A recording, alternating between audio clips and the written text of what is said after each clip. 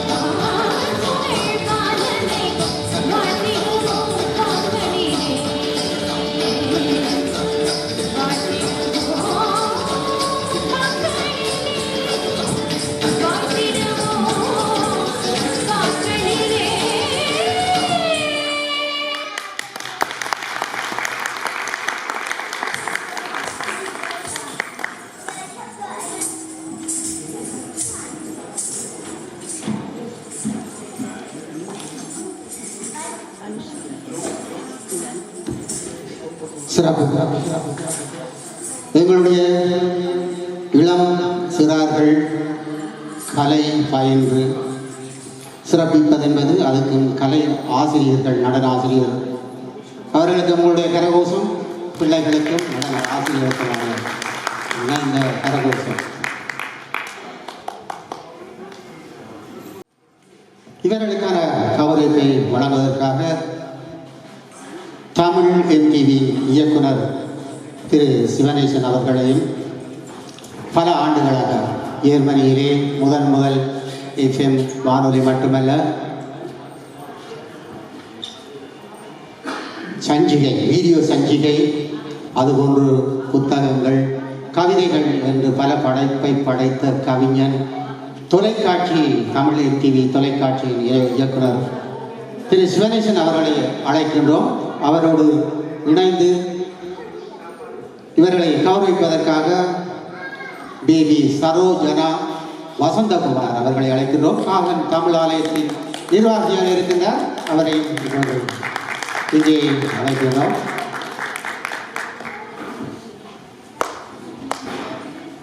கலை பயில்வது என்பது பிள்ளைகளின் ஆர்வம். ஜெர்மனியில் மட்டுமல்ல, ஐரோப்பா முழுவதும் புலம்பெயர்ந்த தமிழர்கள் தங்கள் பிள்ளைகளுக்காக தாங்கள் அர்ப்பணித்து கலையை சிறப்பாக வளர்த்துக் கொண்டிருக்கிறார்கள். இப்பொழுது அவர்களுக்கான கௌரவத்தை சிவனேசன் அவர்களும் பேபி சரோஜானா வசந்தகுமார் அவர்களும் வழங்குகின்றார்கள். உங்களுடைய கரகோஷம், சிறப்பான கரகோஷத்தை வழங்குவதன் மூலம் வரும் சந்ததிகள் தங்கள் கலையை வளர்ப்பதற்கும் சிறந்து நிற்பதற்கும் ஒரு கடம். நன்றி.